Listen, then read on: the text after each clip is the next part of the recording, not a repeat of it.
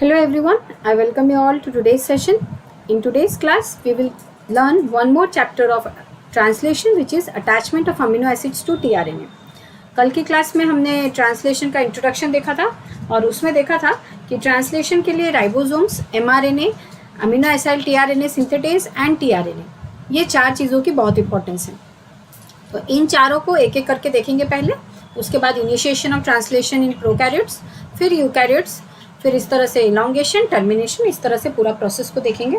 उससे पहले क्या मैं आप लोगों को दिखाई दे रही हूँ? यस, मैं आप लोगों को दिखाई दे रही हूँ. आई थिंक यस, मैं दिखाई दे रही हूँ, सुनाई दे रही हूँ. So let's proceed. मैं हूँ शैल, आपकी educator CSI net life science category में, और मैं डेली यूट्यूब पे 7 PM पे क्लास लेती हूँ. और मैंने अभी तक DNA structure, topology of DNA, replication of DNA in prokaryotes, eukaryotes, transcription of DNA in prokaryotes, eukaryotes, and अभी ट्रांसलेशन स्टार्ट होगा, प्रोसेसिंग ऑफ RNA, इतना कंप्लीट कर दिया है. एंड जो कल पढ़ा था उसको एक बार रिवाइज करा देते हैं. कल हमने देखा था कि ट्रांसलेशन में मैसेंजर RNA का जो भी न्यूक्लियोटाइड सीक्वेंस या जो भी इंफॉर्मेशन होता है, दैट इज ट्रांसफर्ड या interpreted in the form of linear sequences of amino acids in the protein, और इस प्रोसेस को कहते हैं ट्रांसलेशन. एंड ट्रांसलेशन के लिए जो सबसे इंपॉर्टेंट पहली चीज़ होगी वो होगी mRNA, फिर होगी ribosome, then it is tRNA, then it is amino acyl tRNA synthetase. तो ये चार चीज़ों की ज़रूरत है. ये एंजाइम है, ये बाकी के 3 टाइप्स ऑफ RNA है.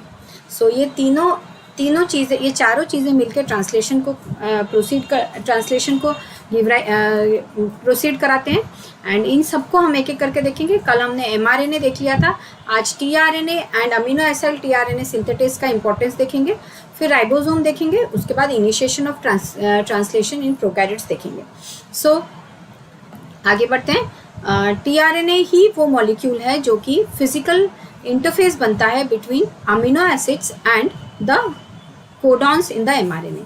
ये हमने कल बात की थी. अगर एक mRNA मॉलिक्यूल मैं यहाँ पे ड्रॉ करूँगी, 5 प्राइम से 3 प्राइम ड्रॉ करूँगी, सो पूरा mRNA, कल ही मैंने बोला था, प्रोटीन में कन्वर्ट नहीं होता है.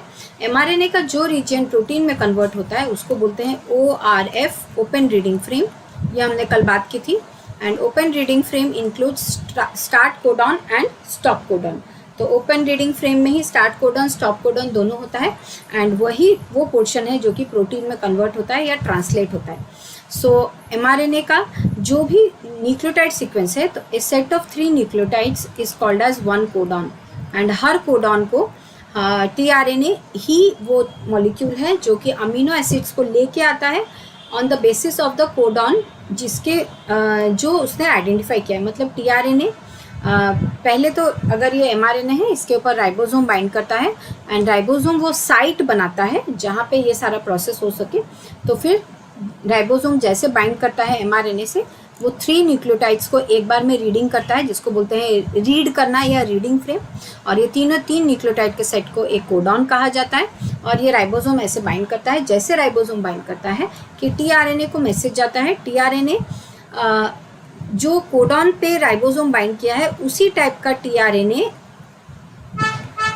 अमीनो एसिड को लेके आता है. तो tRNA is the molecule which brings the amino acid. tRNA amino acid के साथ बाइंड किया हुआ रहता है, एंड tRNA अमीनो एसिड को लेके आता है. वही अमीनो एसिड आता है जैसा कोडॉन वहाँ प्रेजेंट होता है, एंड फिर tRNA अमीनो एसिड को छोड़ के वहाँ पे चला जाता है. इस तरह से ये वाला पहला स्टेप कंप्लीट होता है. उसके बाद mRNA आगे बढ़ता है. राइबोसोम नेक्स्ट 3 न्यूक्लियोटाइड्स यानी कि नेक्स्ट कोडॉन को रीड करता है, एंड फिर राइबोसोम मैसेज भेजता है tRNA को. tRNA फिर वो अमीनो एसिड लेके आता है. फिर 2 अमीनो एसिड्स हो जाते हैं, उन दोनों के बीच में पेप्टाइड बॉन्ड बनता है. फिर वैसे ही फिर mRNA आगे बढ़ता है, फिर नेक्स्ट 3 न्यूक्लियोटाइड को रीड करते हैं, फिर नेक्स्ट अमीनो एसिड आता है. इस तरह से पूरा प्रोसेस चलता है. तो tRNA ही वो मॉलिक्यूल है जो कि अमीनो एसिड को लेके आता है, कोडॉन से इंटरैक्ट करता है, एंड अमीनो एसिड को वो साइट पे छोड़ के चला जाता है. इस तरह से पूरा प्रोसेस चलता है. And amino acyl tRNA synthetase, amino acyl tRNA synthetase वो एंजाइम है which helps to attach amino acid with the tRNA molecule. So इस तरह से ये पूरा प्रोसेस चलता है. एंड ये राइबोसोम जो है, ribosome coordinates the correct recognition of the mRNA by each tRNA and catalyzes peptide bond formation between the growing polypeptide chain and the amino acid attached to the selected tRNA. So ribosome he catalyse करता है ये सारे process को, वो site बनाता है and ribosome की वजह से ही पेप्टाइड बॉन्ड फॉर्मेशन भी होता है, एक के बाद एक अमीनो एसिड आते हैं उनके बीच में पेप्टाइड बॉन्ड फॉर्मेशन भी होता है। तो ये चीज़ें कल हमने देख ली थी। फिर हमने ORF क्या होता है वो भी देखा था। स्टार्ट कोडॉन हमने देखे थे कि प्रोकैरियोट के स्टार्ट कोडॉन्स कौन कौन से हैं, AUG, GUG and UUG। Eukaryote का क्या होता है तो AUG। दोनों प्रोकैरियोट और यूकैरियोट में स्टॉप कोडॉन्स कौन से होते हैं, UAG, UGA एंड UAA। तो ये तीनों हो गए स्टॉप कोडॉन्स। ये होगा स्टार्ट कोडॉन ऑफ प्रोकैरियोट, ये हो गया स्टार्ट कोडॉन ऑफ यूकैरियोट। तो इस तरह से हमने कल स्टार्ट कोडॉन देखा था। उसके बाद हमने देखा था कि अगर स्टार्ट कोडॉन है तो स्टार्ट कोडॉन की इंपॉर्टेंस क्या है, तो start codon specifies the first amino acid to be incorporated and जो सेकंड क्या है, it defines the reading frame for all subsequent codons. So ये इंपॉर्टेंस है स्टार्ट कोडॉन की। अगर यहाँ पे हमने देखा था, अगर ये पहला कोडॉन है जो कि स्टार्ट कोडॉन अगर है तो इसके बाद ये डायरेक्शन बन जाता है, एक स्पेसिफिकेशन हो जाता है कि नेक्स्ट जो 3 न्यूक्लियोटाइड होंगे वो नेक्स्ट कोडॉन बनेगा, नेक्स्ट 3 न्यूक्लियोटाइड का सेट थर्ड कोडॉन बनेगा। तो इस तरह से अगर पहला कोडॉन हमारा स्टार्ट कोडॉन है या पहला कोडॉन अगर आइडेंटिफाई कर लिया गया है तो नेक्स्ट कोडॉन्स को आइडेंटिफाई करना आसान होगा। और उसके बाद पहला कोडॉन अगर है तो वो पहला अमीनो एसिड पहले ही स्पेसिफाई कर दिया जाता है। तो ये स्टार्ट कोडॉन और स्टार्ट कोडॉन की इंपॉर्टेंस है। फिर हमने देखा था अगर स्टार्ट कोडॉन अगर ORF ठीक से सेटिंग ना हुआ हो तो सारा गलत हो जाएगा, सारे प्रोटीन सिंथेसिस का ट्रांसलेशन अच्छे से नहीं हो पाएगा। जैसे यहाँ पे AUG स्टार्ट कोडॉन ना होके UGA स्टार्ट कोडॉन हो गया, तो ये स्टार्ट कोडॉन होने की वजह से ये प्रोसेस यहीं रुक जाएगा, because this is not the start codon, this is stop codon. अब वैसे यहाँ पे देखिए यहाँ पे देखिए GAA ये है पहला स्टार्ट कोडॉन। तो ये जो GAA है इसके बाद ये वाला प्रोसेस आगे बढ़ेगा तो देखिए AU छूट गया। अब नेक्स्ट कोडॉन क्या हो गया, AGC, लेकिन होना क्या चाहिए था AAA, GCA, AUU, लेकिन यहाँ पे देखिए अलग ही कोडॉन्स का अरेंजमेंट हो गया, अलग ही रीडिंग फ्रेम हो गया। सो स्टार्ट कोडॉन अगर ठीक से आइडेंटिफाई ना हुआ हो तो रीडिंग फ्रेम बदल जाने की वजह से पूरा ट्रांसलेशन का प्रोसेस ही बिगड़ जाता है। गुरजीत बेटा गुड इवनिंग। सो यहाँ पे देखिए AUG, AAA, GCA होना चाहिए, लेकिन अब क्या हो गया GAA, AGC, AAU। तो इस तरह से अमीनो एसिड्स का सीक्वेंस भी बदल जाएगा और वो प्रोटीन नॉन फंक्शनल हो जाएगा। ठीक है, आगे बढ़ते हैं। उसके बाद में हमने देखा था कि कोडॉन कंटिन्यूअस होते हैं और नॉन ओवरलैपिंग होते हैं। इस तरह से बहुत सारी चीज़ें हमने देखी थी। एंड फिर हमने देखा था mRNA का स्ट्रक्चर देखा था। mRNA के स्ट्रक्चर में ये भी देखा था कि प्रोकैरियोट्स का mRNA होता है पॉलीसिस्ट्रॉनिक, यूकैरियोट्स का होता है मोनोसिस्ट्रॉनिक। फिर प्रोकैरियोट्स में अगर पॉलीसिस्ट्रॉनिक होता है तो बहुत सारे जो प्रोटीन्स बनते हैं दे हैव रिलेटेड फंक्शंस। ये सारी चीज़ें कल हमने चेक की थी। अब उसके बाद हमने देखा था कि जो स्टार्ट कोडॉन होता है वो स्टार्ट कोडॉन से पहले प्रोकैरियोट के केस में अगर ये स्टार्ट कोडॉन है तो इससे पहले एक गैप होता है 3 से 9 न्यूक्लियोटाइड्स का, उसके ऊपर होता है राइबोसोम बाइंडिंग साइट, इसी को शाइन डालगार्नो सीक्वेंस कहते हैं। एंड ये ribosome binding site will be complementary to the ribosome, क्योंकि राइबोसोम बाइंडिंग साइट पे आके बाइंड करेगा एंड यहाँ पे बाइंड करने की वजह से ही पूरा प्रोसेस स्टार्ट होगा। उसके बाद ये है प्रोकैरियोट से केस में। एंड प्रोकैरियोट से केस में जो राइबोसोम्स होते हैं उनके या यूकैरियोट दोनों में ही राइबोसोम्स के 2 सब यूनिट होते हैं, large and small. So small सब unit is made up of 16S ribosomal RNA। आप लोग को पता है कि राइबोसोम्स जो होते हैं वो बनते हैं ribosomal RNA and ribosomal protein से। सो जो राइबोसोमल प्रोटीन है राइबोसोम का वो mRNA से इंटरैक्ट करेगा और ये दोनों इंटरैक्शन को कहा जाएगा RNA इंटरैक्शन। सो राइबोसोम बाइंडिंग साइट जो है वो तब तक अच्छा नहीं होगा जब तक वो कॉम्प्लीमेंट्री ना हो किसके साथ में, राइबोसोम के RNA के साथ में। सो ये राइबोसोम है, लेट्स सपोज ये राइबोसोम है, इसमें RNA है और प्रोटीन्स है और जो RNA का मॉलिक्यूल है उसके साथ राइबोसोम बाइंडिंग साइट कॉम्प्लीमेंट्री होना ज़रूरी है। सो यहाँ पे एक mRNA एंड rRNA का इंटरेक्शन हो रहा है एंड दिस इंटरेक्शन अगर नहीं होगा, अच्छा नहीं होगा, अच्छी कॉम्प्लीमेंटैरिटी नहीं होगी तो ट्रांसलेशन का प्रोसेस उतना बेटर नहीं हो पाएगा। So this interaction is mRNA rRNA interaction. So अब आगे बढ़ते हैं। इस हिसाब से हमने देखा था कि ORF क्या होता है, बाकी चीज़ें देखी थी। फिर उसके बाद ये भी देखा था कि ये स्पेसिंग, यहाँ पे जो स्पेस है देखिए, ये अच्छा ना होने से भी ट्रांसलेशन उतना अच्छा नहीं होगा। सो ये स्पेसिंग परफेक्ट होनी चाहिए। यहाँ पे राइबोसोम बाइंडिंग साइट जो है वो यानी mRNA जो है वो rRNA के साथ में कॉम्प्लीमेंट्री होना चाहिए। तो ये सारी चीज़ें अगर होंगी तो ही ट्रांसलेशन प्रोसेस अच्छा होगा। सो आगे बढ़ते हैं। अब उसके बाद में देख सकते हैं कि कल हमने देखा था कि ट्रांसलेशनल कपलिंग क्या है। ये यहाँ से शुरू करते हैं, स्टार्टिंग यहाँ से अच्छे से शुरू करते हैं, बाकी मैंने रिवाइज करा दिया। सो ट्रांसलेशन कपलिंग क्या है? ट्रांसलेशन कपलिंग मतलब अगर ये एक mRNA है तो इसमें एक से ज़्यादा ORF होगा। तो पहला ORF लेट सपोज यहाँ है, तो ये AUG है। नेक्स्ट पहले ORF का ये स्टार्ट कोडॉन है। एंड में जो होगा वो लेट सपोज AUGA है।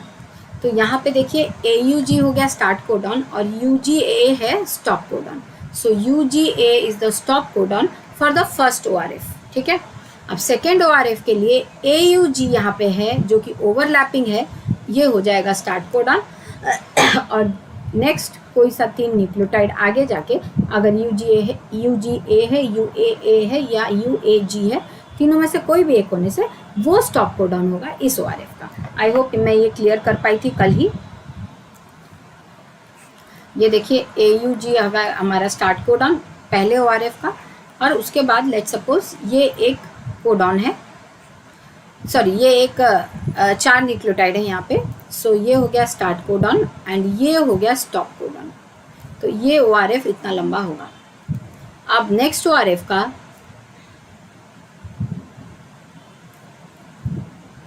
ये हो गया स्टार्ट कोडॉन और कहीं पे जाके एक स्टॉप कोडॉन होगा। तो ये दोनों ORF ओवरलैपिंग है एक पॉइंट पे, इसको बोला जाता है ट्रांसलेशनल कपलिंग। और ट्रांसलेशनल कपलिंग को आप कोड ट्रांसलेशन के साथ में कंफ्यूज मत होना। कोड ट्रांसलेशन क्या होता है? तो प्रोकैरियोट्स के केस में जो ट्रांसक्रिप्शन होता है that is couple to translation. मतलब अगर mRNA बनता है प्रोकैरियोट्स के केस में, तो mRNA जैसे बनता है तभी उसका ट्रांसलेशन स्टार्ट हो जाता है। इसको बोलते हैं ट्रांसलेशन, इसको बोलते हैं को ट्रांसलेशन। लेकिन यहाँ पे जो हो रहा है that is translation coupling. So translation coupling को ट्रांसलेशन के साथ में कंफ्यूज मत करना। So this is translation coupling, this is को ट्रांसलेशन। सो आई होप ये क्लियर हो गया था कल ही। उसके बाद हमने देखा था कोजैक सीक्वेंस क्या होता है। तो कुछ प्रोकैरियोट्स के केस में, कुछ यूकैरियोटिक mRNA के केस में कोजैक सीक्वेंस नाम का एक सीक्वेंस होता है which is given over here. तो कोजैक सीक्वेंस जो है यहाँ पे नहीं, कोजैक सीक्वेंस यहाँ देखिए, ये देखिए ये एक कोजैक सीक्वेंस है। यहाँ पे AUG के बाद में एक G है और AUG के ऊपर में 3 प्यूरिन है। इसको बोलते हैं कोजैक सीक्वेंस। यूकैरियोट्स के केस में AUG जब स्टार्ट कोडॉन है उसके बाद में जस्ट एक G है और उसके जस्ट ऊपर 3 प्यूरिन का बेसिस है। देखिए यहाँ पे 5 प्राइम 3 प्यूरिन, ठीक है, कोई भी हो सकता है। AUG G 3 prime. अब ये 3 में से ये तीनों प्यूरिन है। ये 3 में से ये जो पहला है ये या तो A होगा नहीं तो G होगा, सॉरी देखिए। फिर ये दोनों में से भी वही A या G होगा। देखिए मैं बता देती हूँ, 3 प्यूरिन है, तीनों प्यूरिन या तो A नहीं तो G होंगे। तो ये हो गया हमारा कोजैक सीक्वेंस। एंड कोजैक सीक्वेंस का एज सच कोई रोल नहीं पता चला है, लेकिन ये देखा जाता है कि अगर ये नहीं होता है तो एफिशिएंसी इतनी नहीं होती है ट्रांसलेशन की, ठीक है। फिर इस स्लाइड में क्या है? इस स्लाइड में कैपिंग की बात की जा रही है, जो मैंने ऑलरेडी पढ़ा दिया है, प्लेलिस्ट में अवेलेबल है। कैपिंग क्या है? तो कैपिंग में एक मॉडिफाइड मॉडिफाइड ग्वानोसाइन ट्राइफॉस्फेट को यूज़ किया जाता है एज अ कैप, एंड वो mRNA के साथ में अटैच हो जाता है by the process of 5' to 5' linkage. So this is the process of capping. और कैपिंग क्यों इंपॉर्टेंस रखती है? क्योंकि यूकैरियोट के केस में ट्रांसलेशन होने के लिए, मतलब राइबोसोम्स के बाइंड करने के लिए वो लोग चेक करते हैं कि 5' एंड कहाँ है, 3' एंड कहाँ है, 5' एंड में कैपिंग हुई है या नहीं, और 3' एंड में टेलिंग हुई है या नहीं। जब ये सारी चीज़ें देखते हैं तभी ट्रांसलेशन की मशीनरी आके बाइंड करती है। सो ये ओवरऑल आइडिया कल हमने देखा था। तो आज की क्लास शुरू करते हैं। उससे पहले मैं आपको बता दूं अनअकैडमी की क्या है। तो Unacademy is the largest online platform where you can prepare yourselves for CSI UGC NET. My code is shell K10। आप इस कोड को याद रखेंगे और अगर ये कोड को यूज़ करके आपने सब्सक्रिप्शन लिया तो आपको 10% ऑफ मिलेगा एंड मैं आपकी मेंटोर बन पाऊँगी। ये प्रिपरेशन में आपको कुछ ना कुछ बहुत इंपॉर्टेंट पढ़ाने का मौका मुझे भी मिलेगा। एंड आपको पता है कि आप अनअकैडमी की लर्नर्स ऐप को भी डाउनलोड कर सकते हैं। अनअकैडमी की एक ऐप है जिसको बोलते हैं लर्नर्स ऐप एंड ये ऐप आप इसको डाउनलोड कर सकते हैं प्ले स्टोर से। डाउनलोड करने के बाद में आपको गोल पूछेगा, you will write CSI UGC net and गोल पूछने के बाद में आपको वो 2 तरह की सब्सक्रिप्शन दिखाएगा, प्लस एंड आइकॉनिक। दोनों के चार्जेस एंड दोनों का ड्यूरेशन का लिस्ट ऑलरेडी वहाँ पे प्रेजेंट है। So plus and iconic subscription के बारे में बात हो रही है। दोनों में लाइव क्लासेस होते हैं, दोनों में टेस्ट सीरीज होता है। You can ask the educator about your doubts in their live classes, unlimited practice and structured schedule. So ये 4 बेनिफिट्स तो दोनों में है। देखिए दोनों में ग्रीन डॉट्स हैं। अब उसके बाद में आइकॉनिक में पर्सनल कोच आपको एक मिलेगा जो कि प्लस में नहीं है, जो आपको पर्सनल लेवल पे डाउट्स क्लियर करके देगा। एंड कोजैक सीक्वेंस कंजर्व सीक्वेंस है। यस बेटा गुरजीत, कोजैक सीक्वेंस कंजर्व सीक्वेंस है। कंजर्व मतलब सिंपल इतना ही समझ लेना कि बहुत सारे अमीनो एसिड्स को कंपेयर करने के बाद में पता चला। एंड कोजैक सीक्वेंस ये भी याद रखना, हर अमीनो एसिड में, हर mRNA में नहीं होता है, किसी mRNA में होता है। इट इज़ नॉट नेसेसरी कि हर mRNA में कोजैक सीक्वेंस प्रेजेंट हो, ठीक है। सो अनअकैडमी की लर्नर्स ऐप आप प्ले स्टोर से डाउनलोड कर सकते हैं। वहाँ पे मेरा कोड यूज़ करेंगे शेल K10 तो मेरे सारे फ्री क्लासेस को वहाँ पे अनलॉक कर सकते हैं। आपको पता होगा कि अनअकैडमी की लर्नर्स ऐप पे आपको स्पेशल क्लासेस मिलेंगे जो कि एब्सोल्युटली फ्री हैं एंड बहुत सारे टेस्ट सीरीज़ एंड क्विजेज़ भी चलेंगे जो कि आप आसानी से अटेम्प्ट कर सकते हैं। एंड अनअकैडमी की लर्नर्स ऐप पे जो स्पेशल क्लासेस हो रही है that are taken by me at 5 PM and 5 PM पे मैं प्रोटीन पढ़ाती हूँ। एंड ऑलमोस्ट नॉर्मली जब कोई स्पेशल क्लास मतलब फेस्टिवल नहीं होती वगैरह वगैरह तो मैं प्रोटीन पढ़ाती हूँ। अगर कोई फेस्टिवल आ जाता है तो सब चेंज हो जाता है, कुछ स्पेशल टॉपिक्स लेके आना होता है। सो ऐप पे आप मेरा कोड यूज़ करेंगे, आप सारी चीज़ों को अनलॉक कर पाएंगे। जैसे कि मैंने वहाँ पे प्रोटीन का स्ट्रक्चर पढ़ाया है, एनिमल बिहेवियर का सेक्सुअल बिहेवियर पोर्शन को काफ़ी अच्छे से पढ़ाया गया है, तो आप वहाँ से देख सकते हैं ये चीज़ों को, ठीक है। चलिए आगे बढ़ते हैं। अब यहाँ पे बेनिफिट्स देखते हैं। प्लस के बेनिफिट्स ये सर्कल में है, तो आइकॉनिक के बेनिफिट्स ये बाहर वाले सर्कल में है। तो कौन ज़्यादा यूज़फुल है? आइकॉनिक। देन देखिए आप अनअकैडमी के लर्नर्स ऐप प्ले स्टोर से डाउनलोड कीजिए, इंस्टॉल देखिए और उसके बाद में अपना गोल डाल दीजिए CSI UGC नेट एंड उसके बाद आपको सब्सक्रिप्शन के लिए पूछेगा प्लस या आइकॉनिक, आप वो डाल देंगे एंड यहाँ पे रेट चार्जेस है, तब आप पेमेंट कर देंगे EMI पे या नॉर्मल भी। देखिए उसके बाद आपको अपना डिटेल भरने के लिए बोलेगा, complete your profile and make payment. So I hope ये क्लियर हो चुका है। सो आगे बढ़ते हैं। यहाँ पे हमारा प्राइस लिस्ट है किसका प्लस एंड आइकॉनिक का। सो ये प्लस का प्राइस लिस्ट है, 1 मंथ का है 2900 टोटल, 3 मंथ्स का है 6250 total and 2083 per month, 6 months का है 11600 total and 1933 per month and 12 months का है 14500 total and 1208 per month and 24 months का है 20000 टोटल 833 रुपीज़ पर मंथ। आगे बढ़ते हैं। आइकॉनिक 6 मंथ्स का है 18000 टोटल, 3000 पर मंथ, 12 मंथ्स का है 26000 total, 2167 per month and 24 months का है 45000 टोटल, 1875 पर मंथ।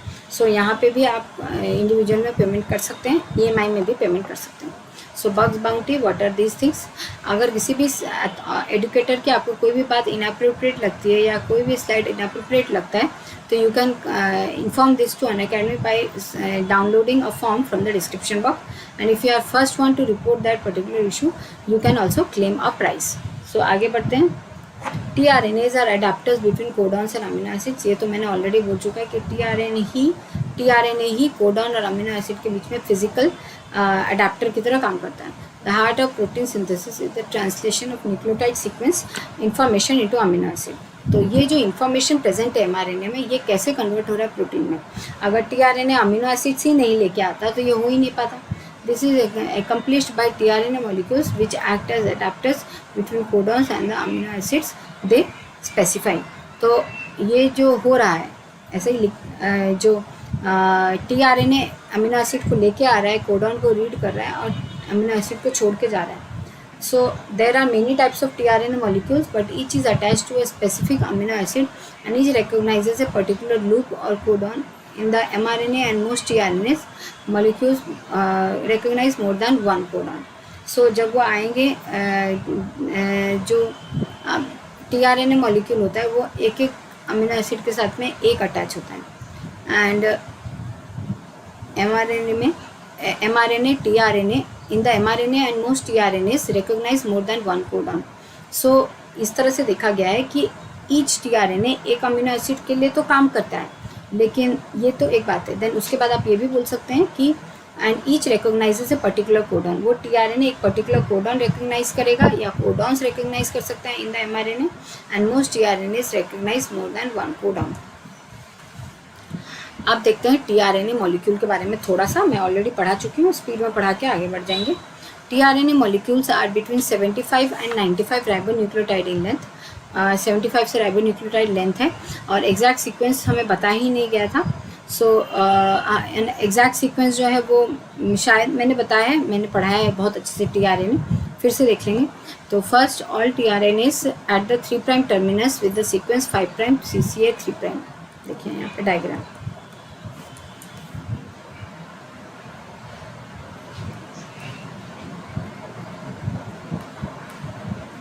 देखिए ये एक्सेप्टर आर्म है, ये एंटीकोडन लूप है, this is T loop and this is psi U loop. ठीक है. And acceptor arm can accept amino acid and these amino acids can be provided या can be given to the ribosome during protein synthesis only when the anticodon loop can base pair with the codons of the mRNA. तो जैसा codon खाएंगे वैसा ही नज़र. तो जो amino acid acceptor and है वो तभी एक्सेप्ट करेगा, उसी टाइप का अमीनो एसिड एक्सेप्ट करेगा जब उसका एंटीकोडन लूप जो होगा वो एंटीकोडन से बाइंड करेगा. एंटीकोडन लूप में जो एंटीकोडॉन्स होंगे वो जब कोडॉन से बाइंड करेंगे पर्टिकुलर, तभी उसी हिसाब का अमीनो एसिड आएगा. सो द डी लूप है और क्या है, साई यू लूप है, ये दोनों लूप है. सो tRNA का देखा जाए तो मैंने स्ट्रक्चर आपको पहले पढ़ा दिया है, स्ट्रक्चर पहले भी बोला गया है आपको. सो यहाँ पे खाली मैं इतना ही बोलूँगी कि tRNA के स्ट्रक्चर के ऊपर इतना आप ध्यान रखिए कि it is made up of 75 and 95 ribonucleotides in length. And exact sequence her tRNA का अलग होता है. जैसे कि ये एक tRNA है, यहाँ पे दूसरा tRNA है. सो इन tRNAs का अलग अलग स्ट्रक्चर होगा, लेकिन एग्जैक्टली अगर बोला जाए तो 75 से 95 न्यूक्लियोटाइड्स राइबोन्यूक्लियोटाइड से बनाए.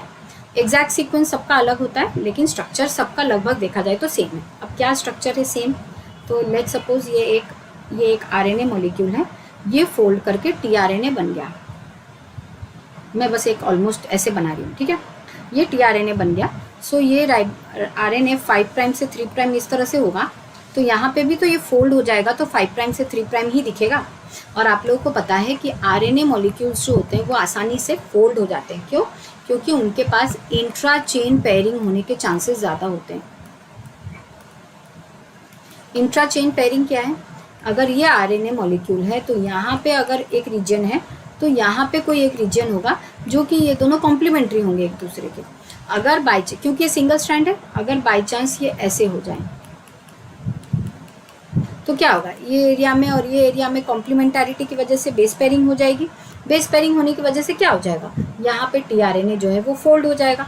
सो RNA मॉलिक्यूल्स बहुत आसानी से फोल्ड हो पाते हैं. एक तो सिंगल स्ट्रैंडेड होते हैं और दूसरा उनके बीच में कॉम्प्लीमेंटारिटी का रीजन होता है जिसको बोलते हैं इंट्रा चेन पेयरिंग. ठीक है. सो लेट्स सपोज कि ये एक RNA मॉलिक्यूल था, वही tRNA बनेगा because of intra chain pairing. और ये इंट्रा चेन पेयरिंग हो रहा है कॉम्प्लीमेंटारिटी उनके डिफरेंट रीजन्स में होने की वजह से. ठीक है. तो देखिए यहाँ पे all tRNAs and at the 3' terminus with the sequence 5' CCA 3', जो कि यहाँ पे देख सकते हैं आप. ये देखिए, अगर ये एक RNA मॉलिक्यूल है, ये फोल्ड हो गया. सो ये उसका 5' एंड है, ये 3' एंड है. तो ये अगर 5 है, ये अगर 3 है, तो इस तरह से ना फोल्ड होगा. तो ये 5, ये 3. और 3' के एंड में हमेशा याद रखेंगे CCA नाम का CCA करके 3 न्यूक्लियोटाइड होगा जो कि एक्स्ट्रा होगा 5 प्राइम एंड से, इस वजह से 3 प्राइम एंड को वो लंबा कर देगा। A2 डेली गुड इवनिंग बेटा, ठीक है, आया समझ में आप लोगों को। सो 5 प्राइम एंड है, एक 3 प्राइम एंड है, 3 प्राइम एंड में CCA है, ठीक है। ये हो गया एक्सेप्टर आर्म, ये हो गया एक्सेप्टर आर्म, ठीक है। अब यहाँ पे देखते हैं, ये एक लूप है, ठीक है, ये आर्म है, ठीक है। सेम यहाँ पे भी ये लूप है, ये आर्म है, यहाँ पे भी ये आर्म है, ये लूप है। तो यहाँ पे देखते हैं कितने आर्म हैं। मैंने ये पहले भी पढ़ा दिया है लेकिन अभी रिवाइज करना ना ज़रूरी है। कितने आर्म है? 1 2 3 4, 4 आर्म। लूप कितना है देखते हैं, 1 2 3 4, 4 लूप है ना। देखते हैं एक बार और। एंड देखिए यहाँ पे ये रीजन कॉम्प्लीमेंट्री है, इनके बीच में बेस पेयरिंग होगी लेकिन यहाँ पे कोई कॉम्प्लीमेंटारिटी नहीं है, ठीक है। ये लूप बन के रह गया। वैसे ही यहाँ पे ये रीजन में कॉम्प्लीमेंटारिटी है, ठीक है, तो ये बाइंड कर गए, बेस पेयरिंग हो गई। यहाँ पे भी ये रीजन में कॉम्प्लीमेंटारिटी है, बेस पेयरिंग हो गई, लेकिन यहाँ पे लूप है, यहाँ पे कोई रीजन बाइंड नहीं किया एक दूसरे से। वैसे ही यहाँ पे भी कॉम्प्लीमेंटारिटी होने की वजह से ये बाइंड कर गए, ये लूप रह गया। तो लूप जहाँ पे होगा वहाँ पे याद रखेंगे कि कोई कॉम्प्लीमेंट्री रीजन्स नहीं है। अगर ऐसा है मतलब सिंपल सी बात है, यहाँ पे जो बेस पेयर्स हैं, न्यूक्लियोटाइड्स हैं, वो कॉम्प्लीमेंट्री नहीं है एक दूसरे से। यहाँ पे अगर समझ लीजिए A है तो यहाँ U है, यहाँ C है तो यहाँ G है, यहाँ G है तो यहाँ C है। इस वजह से यहाँ पे कॉम्प्लीमेंट्री बेस पेयरिंग हो गया है। ये लूप ऐसे ही एज सच वैसे ही पड़ा हुआ है बिकॉज यहाँ पे कोई कॉम्प्लीमेंटारिटी का बेस पेयरिंग नहीं है, ठीक है। A2 बेटा, हाँ मैं इस बारे में बात करूँगी, मैं करूँगी, इस बारे में बात करेंगे बाद में, ठीक है। ये अलग प्लेटफॉर्म है, यहाँ पे नहीं इस बारे में बात करते हैं। करूँगी, आज करने का है, मैं करूँगी, ठीक है। सो ये हो गया, ये हो गया स्टेम, ये हो गया लूप, हो गया, ये हो गया हमारा tRNA का एक बेसिक स्टेम लूप स्ट्रक्चर। अब उसके बाद में ये हो गया एक्सेप्टर आर्म, ये हो गया हमारा साई-यू लूप, ये हो गया एंटीकोडॉन लूप, ये हो गया डी लूप। तो कितने लूप्स हैं? Psi U loop, anticodon loop and D loop, ठीक है। आर्म कितने हैं? एक्सेप्टर आर्म, और ये एक्सेप्टर आर्म ही अमीनो एसिड को लेके आता है। एंटीकोडॉन आर्म, एंटीकोडॉन का जो ये लूप है उसी में ये एंटीकोडॉन रीजन है, इसी रीजन की वजह से ये कोडॉन के साथ इंटरैक्ट करता है, ठीक है, इस तरह से। तो ये एंटीकोडॉन रीजन है, यही कोडॉन के साथ इंटरैक्ट करेगा। ये ऊपर अमीनो एसिड को लेके आ रहा है, अमीनो एसिड लेके आया है, ठीक है। ये डी लूप है, ये साई-यू लूप है, ये वेरिएबल लूप है। ये डी लूप क्यों है, ये साई-यू लूप क्यों है, ये सारी चीज़ें अभी हम देखते हैं, ठीक है। देखिए देखिए यहाँ पे तो tRNA में एक और बात याद रखेंगे, बहुत सारे अनयूजुअल बेसिस हैं। अनयूजुअल बेसिस जैसे कि यहाँ पे आपने साई-यू देखा, ये एक अनयूजुअल बेसिस है।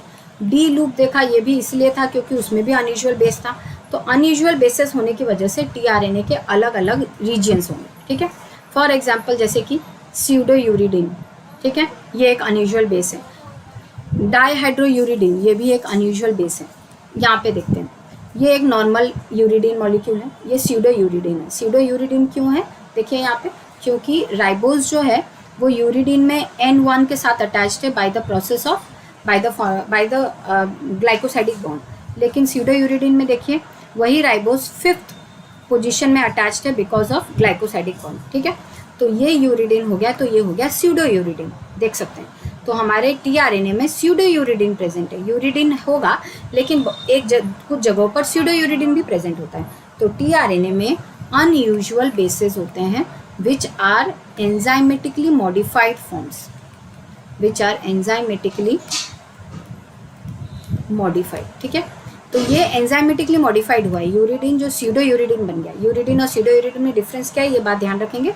यूरिडीन में राइबोज जो है वो N1 के साथ अटैच्ड है by the help of glycosidic bond, और वही स्यूडोयूरिडीन में वही राइबोस 5th कार्बन के साथ अटैच्ड है, हो गया, ठीक है। तो by the help of glycosidic bond. फिर डाईहाइड्रोयूरिडीन में देखो क्या है, ये देखो ये है यूरिडीन और ये डाईहाइड्रोयूरिडीन में डिफरेंस देखते हैं। देखिए 5th और 6th कार्बन के बीच में यहाँ पे देखिए एक डबल बॉन्ड है, लेकिन यहाँ पे डबल बॉन्ड नहीं है। तो यही डिफरेंस है स्यूडोयूरिडीन, डाईहाइड्रोयूरिडीन और यूरिडीन में।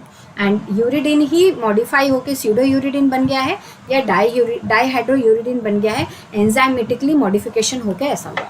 आई होप ये क्लियर है।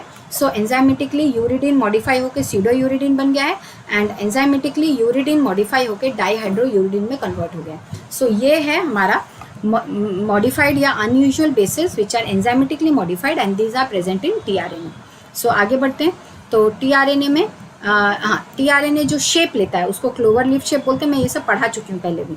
एंड प्रिंसिपल फीचर क्या क्या है, एक एक्सेप्टर आर्म में जो हमने देखा, डी लूप है, एंटीकोडॉन लूप है एंड साइयू लूप है, ये भी हमने देखा, और एक है वेरिएबल लूप। ये सारी चीज़ें देखी। अब यहाँ पे देखते हैं कि इनका ऐसा नाम क्यों है, ठीक है। तो the acceptor stem because it is the site of attachment of the amino acid. So acceptor stem जो है वो क्यों उसे एक्सेप्टर कहा जाता है, क्योंकि वहाँ पे अमीनो एसिड अटैच्ड होता है। और वो स्टेम क्यों कहा जाता है, क्योंकि वो सिंपल ऐसा स्ट्रक्चर था, आप याद कीजिए ऐसा था, ठीक है।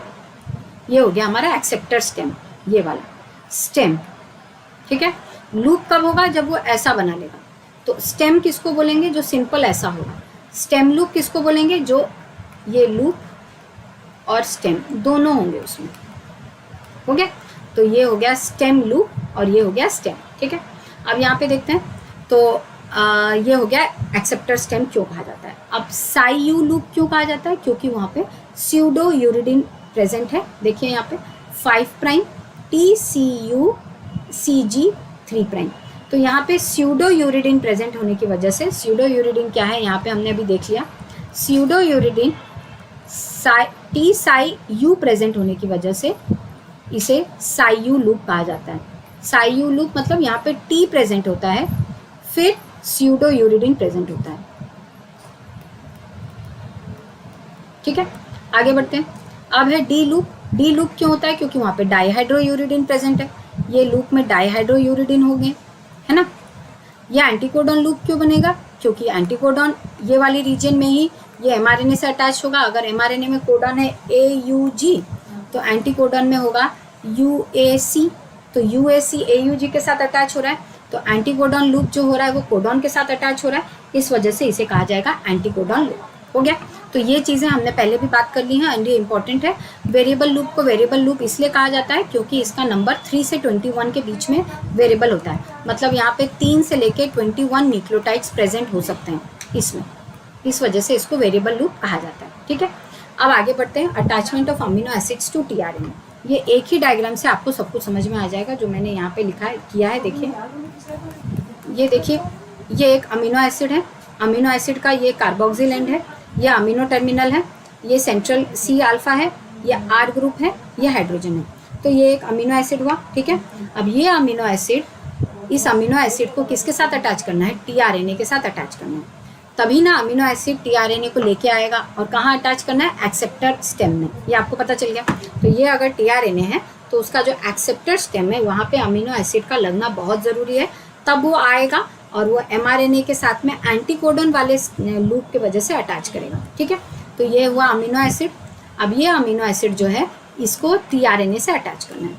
तो ये 2 स्टेप में होगा। सबसे पहला स्टेप क्या है, तो अमीनो एसिड जो है वो सबसे पहले ATP के साथ अटैच होगा, मतलब वो चार्ज होगा। तो देखिए यहाँ पे ये अमीनो एसिड है, ये अमीनो टर्मिनल है, ये एसिडिक कार्बोक्सिल टर्मिनल है। यहाँ पे देखिए लोन पेयर ऑफ इलेक्ट्रॉन ये अटैक करेगा, देखिए अल्फा फॉस्फेट पे, किसके, ATP ग्रुप के। ये ATP है, adenine sugar 3 phosphate, alpha beta gamma. ये देखिए लोन पेयर ने अटैक किया किस पे, अल्फा फॉस्फेट पे, ठीक है। यहाँ अटैक करने की वजह से यहाँ अटैक करने की वजह से ये बीटा गामा छोड़ के चला जाएगा इस प्रोसेस को, और रह क्या जाएगा, तो एक अटैच्ड मॉलिक्यूल रहेगा। अमीनो एसिड इस पॉइंट पे अटैच हो जाएगा। देखिए यहाँ पे अमीनो एसिड है, ये देखिए C अल्फा है, R ग्रुप है, हाइड्रोक्सिल ग्रुप है, अमीनो ग्रुप है, C डबल बॉन्ड O और O ये वाला ग्रुप है पूरा यहाँ पे। उसके बाद में यहाँ से यहाँ से देखिए पूरा यहाँ पे प्रेजेंट है, ये देखिए। तो इस अमीनो एसिड को जब एटीपी के साथ में बीटा गामा फॉस्फेट जब हट गया है, ये बीटा गामा फॉस्फेट हट गया है, इसको बोलते हैं पायरोफॉस्फेट। देखिए ये हमने पहले भी देखा था इसके बारे में। ये जो मॉलिक्यूल बचा अमीनो एसिड जो एटीपी के साथ अटैच्ड फॉर्म में यहाँ पे बचा, this is called as adenylated amino acid. ये स्पेलिंग इंपॉर्टेंट है, ये मत सोचिएगा कि ये इसका स्पेलिंग वेरिएबल हो सकता है, अपने मन से कुछ भी लिख सकते हैं, ऐसा नहीं है, ये स्पेलिंग इंपॉर्टेंट है। So it is adenylated amino acid, ये वाला अमीनो एसिड। एंड ये पायरोफॉस्फेट रिलीज हो गया। अब ये पायरोफॉस्फेट टूट जाएगा, फिर एनर्जी निकलेगा, जैसा कि रेप्लिकेशन में होता था, फिर एनर्जी निकलेगा। तो देखिए यहाँ पे ये एनर्जी फिर इस प्रोसेस को आगे बढ़ाएगा। ये देखिए एडिनाइलेटेड अमीनो एसिड है। अब ये जो अमीनो एसिड है ये टीआरएनए से अटैच्ड होगा। कहाँ अटैच्ड होगा? अमीनो एसिड एक्सेप्टर स्टेम में। अभी मैं फिर से डायग्राम बना दूंगी। तो यहाँ पे अमीनो एसिड एक्सेप्टर स्टेम है, कैसा देखते हैं, ऐसा ना, याद आया?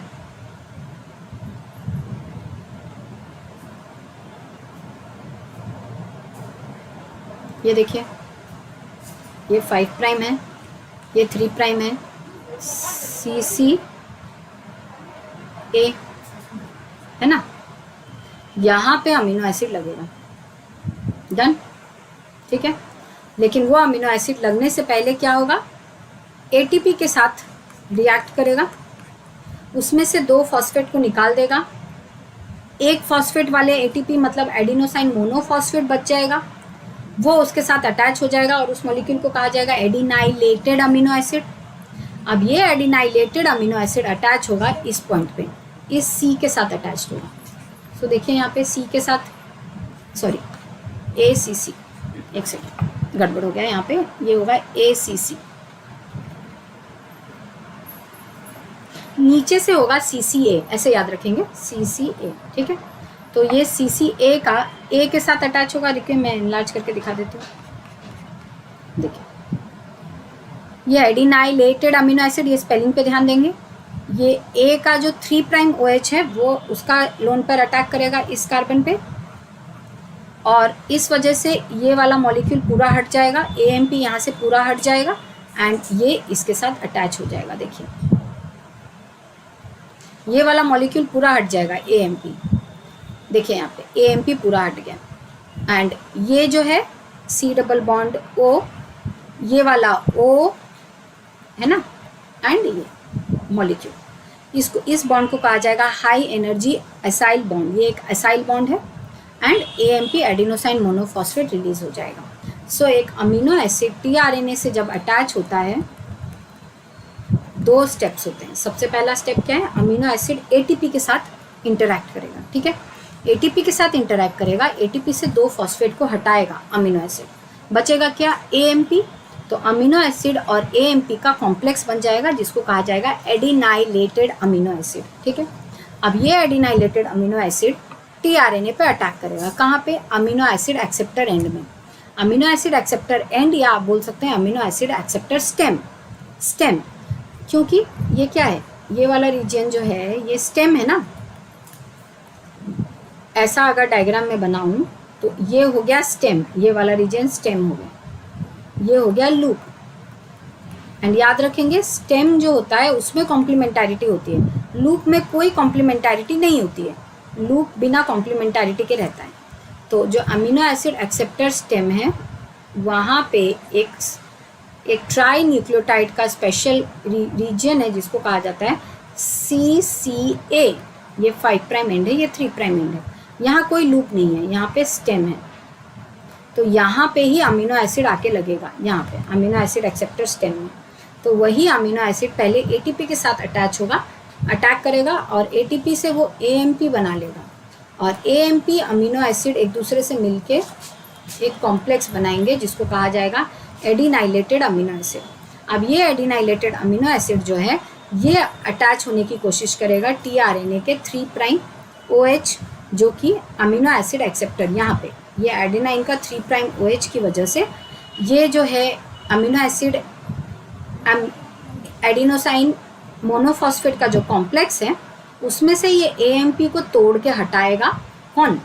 A का 3 prime OH and amino acid को अपने साथ अटैच कर लेगा। एक बार और देखते हैं अच्छे से।